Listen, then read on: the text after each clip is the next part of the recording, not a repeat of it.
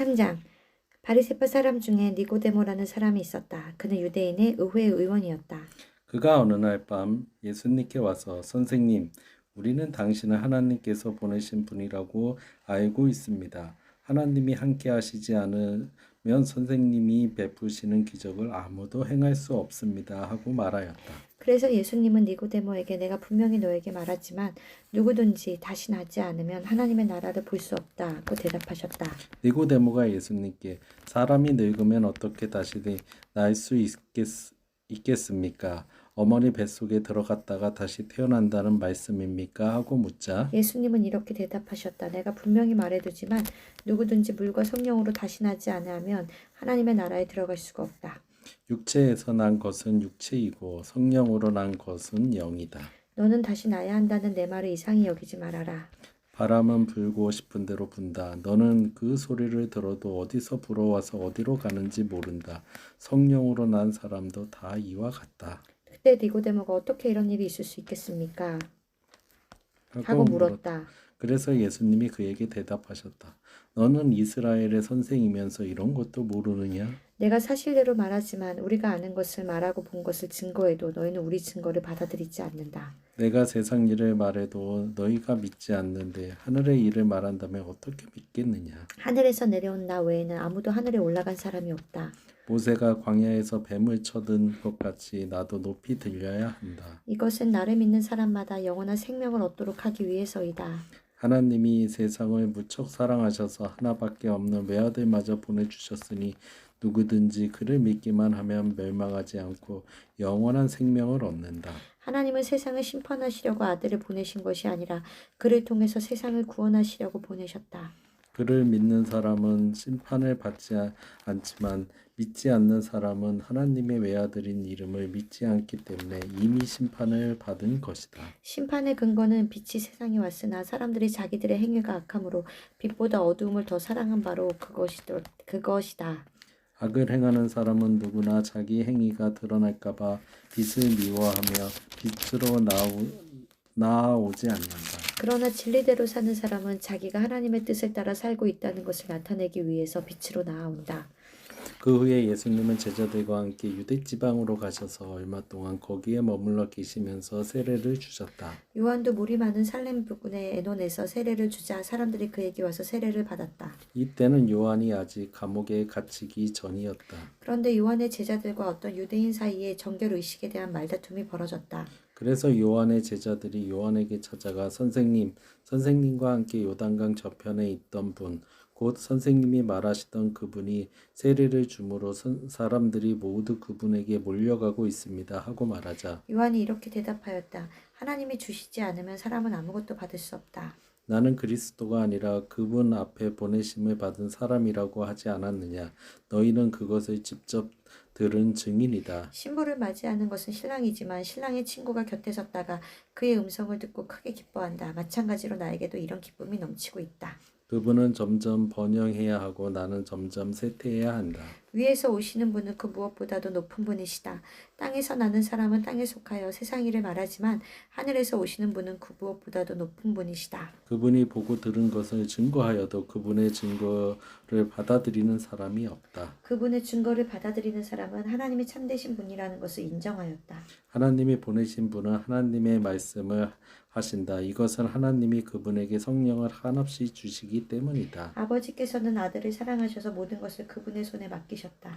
누구든지 아들을 믿는 사람은 영원한 생명을 소유하게 되지만 아들을 믿지 않고 거절하는 사람은 영원한 생명을 얻지 못하고 오히려 하나님의 형벌을 받게 된다. 4장. 예수님이 요한보다 더 많이 제자를 삼고 세례를 준다는 소문이 바리새파 사람들의 귀에 들어갔다. 그러나 예수님이 직접 세례를 주시는 것이 아니라 제자들이 준 것이었다. 예수님은 이것을 아시고 유대를 떠나 다시 갈릴리로 향해 가셨는데 도중에 사마리아를 지나가셔야 했다. 그래서 예수님은 수가라는 사마리아의 한 마을에 이르시게 되었다. 이 마을은 야곱이 그의 아들 요셉에게 준 땅에서 가깝고 또 야곱의 우물이 있는 곳이었다. 예수님은 여행이 피곤하여 우물가에 앉으셨다. 때는 낮 12시경이었다. 마침 사마리아 여자 하나가 물을 기르러 오자 예수님은 그녀에게 물을 좀 달라고 하셨다. 그때 제자들은 먹을 것을 사러 마을에 들어가고 없었다. 그 여자가 예수님께 당신은 유대인인데 어떻게 사마리아 여자인 나에게 물을 달라고 하십니까? 하였다. 이것은 유대인들과 사마리아인들이 서로 교제하지 않았기 때문이었다. 그래서 예수님이 그 여자에게 대답하셨다. 내가 만일 하나님의 선물과 또 물을 좀 달라고 하는 사람이 누군지 알았더라면 내가 그에게 생수를 달라고 했을 것이고 그는 너에게 생수를 주었을 것이다. 선생님, 물 기를 그릇도 없고 이 우물은 깊은데 어디서 그런 생수를 구한단 말씀입니까? 이 우물을 우리에게 준 우리 조상 야곱과 그의 아들들과 가축이 다 이 물을 마셨습니다. 선생님은 야곱보다도 위대하십니까? 이 물을 마시는 사람마다 다시 목마를 것이지만 내가 주는 물을 마시는 사람은 절대로 목마르지 않을 것이다. 참으로 내가 주는 물은 그에게 끊임없이 솟구쳐 나오는 영원한 생명의 샘물이 될 것이다. 선생님, 그런 물을 저에게 주십시오. 그러면 제가 다시는 목마르지도 않고 물을 기르러 여기까지 올 필요도 없을 것입니다. 가서 내 남편을 불러오너라. 저는 남편이 없습니다. 남편이 없다는 내 말이 옳다. 너에게는 남편이 5명이나 있었으나 지금 너와 함께 살고 있는 사람도 사실 내 남편이 아니고 보면 너는 바른 말을 한 것이다. 선생님, 제가 보니 선생님은 예언자이십니다. 우리 조상들은 이 산에서 예배를 드렸는데 유대인들은 예루살렘에서 예배를 드려야 한다고 주장합니다. 여자여, 내 말을 믿어라. 이 산이든 예루살렘이든 아버지께서 예배드리는 장소가 문제되지 않을 때가 오고 있다. 너희 사마리아 사람들은 알지 못하는 것을 예배하고 우리가 아는 것을 예배한다. 이것은 구원이 유대인에게서 나오기 때문이다. 아버지께서 진정으로 예배하는 사람들이 영적인 진실한 예배를 드릴 때가 오는데 바로 이때이다. 아버지께서는 이렇게 예배하는 사람을 찾으신다. 하나님은 영이시다. 그래서 예배하는 사람은 영적인 진실한 예배를 드려야 하는 것이다. 그리스도라는 메시아가 오실 줄을 나는 알고 있습니다. 그분이 오시면 모든 것을 우리에게 설명해 주실 것입니다. 그러자 예수님은 너와 말하고 있는 내가 바로 그 메시아다 하고 말씀하셨다. 바로 그때 제자들이 돌아와 예수님이 여자와 이야기하시는 것을 보고 이상히 여겼으나 예수님이 무엇을 원하시는지 또 왜 그 여자와 말씀하시는지 아무도 묻지 않았다. 그 여자가 물통을 벌어두고 마을로 달려나가서 다른 사람들에게 다들 와서 좀 보세요. 나의 과거를 죄다 말해준 사람이 있어요. 이분이 그리스도가 아닐까요? 하자.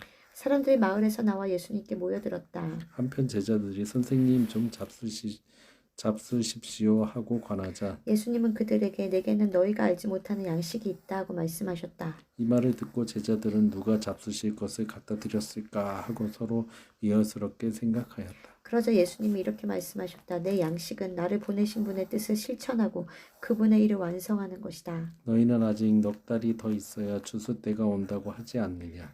그러나 내가 너희에게 말한다. 눈을 떠서 들판을 바라보아라. 곡식이 다 익어 추수 때가 되었다. 이미 추수하는 사람이 삭슬 받고 영원한 생명을 위한 열매를 거둬들이고 있다. 이것은 씨 뿌리는 사람과 거둬들이는 사람이 함께 기뻐하도록 하기 위해서이다. 그러므로 한 사람은 심고 다른 사람은 거둔다는 말이 사실이다. 너희가 수고하지 않은 것을 거두라고 내가 너희를 보냈다. 다른 사람들은 수고하였고 너희는 그들이 수고한 결실을 거두고 있다. 예수님이 자기 과거를 죄다 말씀하셨다고 증거한 그 여자의 말을 듣고 그 마을에 사는 많은 사마리아 사람들이 예수님을 믿었다. 사마리아 사람들이 예수님께 와서 그곳에 머물러 달라고 하므로 예수님은 거기에서 이틀을 머무셨다. 예수님의 말씀을 듣고 더 많은 사람이 믿게 되었다. 그들은 그 여자에게 이제 우리가 믿는 것은 당신의 말 때문이 아니라 우리가 직접 이분의 말씀을 들었고 또 이분이야말로 정말로 세상의 구원자라는 것을 우리가 알게 되었기 때문이요 하였다. 이틀 후에 예수님은 그곳을 떠나 갈릴리로 가시면서 예언자가 자기 고향에서는 존경을 받지 못한다고 직접 말씀하셨다. 예수님이 갈릴리에 도착하시자 그곳 사람들은 그분을 반갑게 맞아들였다. 이것은 그들이 명절에 예루살렘에 갔다가 거기서 예수님이 하신 모든 일을 직접 보았기 때문이다. 예수님은 전에 물로 포도주를 만드신 갈릴리 가나로 다시 오셨다. 그곳에는 왕의 신 한 사람이 있었는데 그의 아들이 가버나움에서 앓고 있었다. 그 지나는 예수님이 유대에서 갈릴리로 오셨다는 말을 듣고 예수님을 찾아가 가버나움으로 와서 다 죽게 된 자기 아들을 살려달라고 애원하였다. 그때 예수님이 그에게 너희가 기적과 신기한 일을 보지 않고는 쉽게 믿지 않을 것이다 하고 말씀하시자 그는 예수님께 주님 제 아이가 죽기 전에 어서 내려와 주십시오 하고 간청하였다. 그래서 예수님은 돌아가거라 내 아들은 살았다 하고 말씀하셨다. 그 사람은 예수님의 말씀을 믿고 떠났다. 그는 가는 도중에 종들을 만나 아이가 살았다는 말을 듣고 병이 낫기 시작한 때를 물었다. 그러자 종들은 어제 오후 1시경에 열이 들어졌다고 대답하였다. 그래서 아이 아버지는 예수님이 내 아들은 살았다 하고 말씀하신 바로 그때인 줄 알고 자기와 그의 집안이 다 예수님을 믿었다. 이것은 예수님이 유대에서 갈릴리로 오신 후 행하신 두 번째 기적이었다. 아멘.